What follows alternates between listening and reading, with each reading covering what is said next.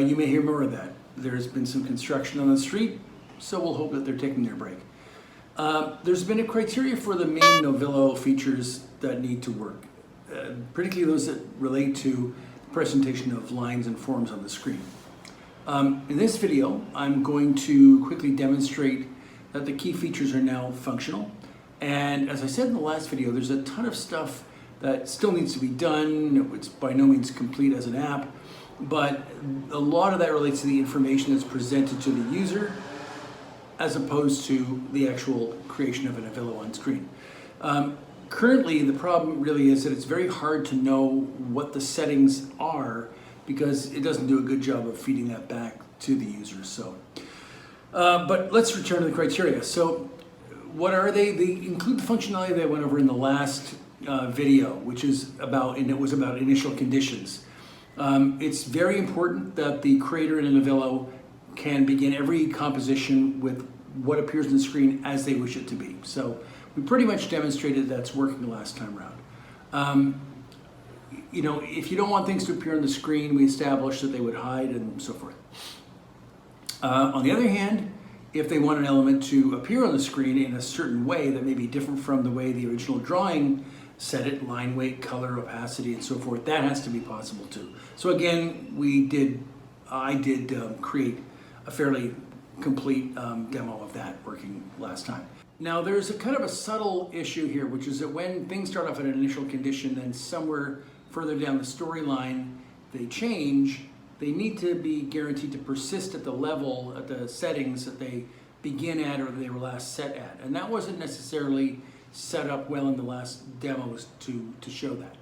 So in the last little while, what I've been working on is a way of guaranteeing that when a setting is set through an event or through an initial setting, there's a mechanism to cause it to persist until something else changes it. So what we're looking at here right now is the demo project that we've been using for the last few videos to demonstrate the functions of Novillo. And I've added a feature that hides almost all of the interface when you start to swipe. So you can see that here. The only part of the interface that's still displayed is up in the upper right corner. There's a little lozenge that contains the current endpoint. And as well, it also contains the number of the composition you're on. But since we're dealing with a composition with just one, or a project with just one composition in it, that's not that relevant. And because Novillo only allows swiping forward, I've used the swiping down action to restore the interface. So this makes it easy for me developing to swipe to see what the Novillo is doing and then get back to my editing interface really quickly. And then when I resume swiping upwards, the interface is going to be hidden again. This makes it easy for me to get back to the interface, but also to see more clearly what the reading experience in a Novillo is while I'm still testing it. Okay, let's restart the project and view it in its initial state. Now, as I said earlier, one of the current defects in Novillo is that, and it's one that I'm prepared to live with while we're developing at this stage, is that it does a very bad job of displaying the information related to the settings that have already been made by the user. So you can kind of remember what you've done if you're in a very limited case like this, but it needs to improve. But for that reason, I'm not going to bother going into the editing section and showing you what things are set to. You're going to have to take my word for it that this is an initial value for the artwork inside the panels of 0 drawn, so they don't appear, and that the panels themselves are at a thinner line weight and a different color from the original drawing. Okay, again, one of the key criteria was that the initial value would hold until Novillo encounters an event where it changes again. And in this case, that will be the artwork, which we're about to see, which has no events from its initial conditions of no drawn until 15, the endpoint 15. So this means it should remain undrawn until its first event is encountered. So if we swipe, we see that there's no interface, but there's also no artwork, and we're approaching frame 15. In the meantime, though, the lines on the panels themselves have been changing because that's what their first event does say. Frame 0 at 8.0 start changing the line color and the line weight. Okay, so I've swept to endpoint 15, and you can see that the artwork has remained hidden while the panels have scaled up to roughly twice their size. Now let's go forward. And for the next 15 endpoints, from where we are right now, which is 15 to 30, the artwork is meant to change, to start to draw on. So let's see that. If we start to swipe now, you can see the beginnings of it. And notice there's kind of a snake effect going on here, where the artwork, the lines in the artwork are kind of moving along where the tail and the head are moving at the same time. And this is a deliberate effect to test that this is working. And this brings us up to frame 30. There's changes in the line work on the panels as well, because they've gone immediately into another event, which is changing them to a different color and a different line weight, which extends over a longer period of time.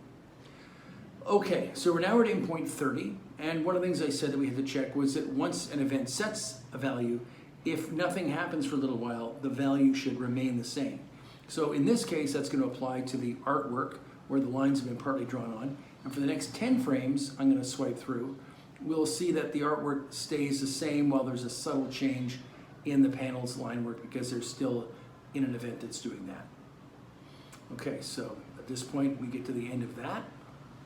And we're ready to go, starting at frame 40, where the last event for the line work begins, and it should complete the lines up to their full size in a way that's different from the first version we saw. So here we are at the end of the next event. Now at the start of the next event for line work, we start to swipe, and we can see now that they're beginning to draw on, and they're drawing on, leaving the tail of it in the same place, and the other end of it goes out to complete the line.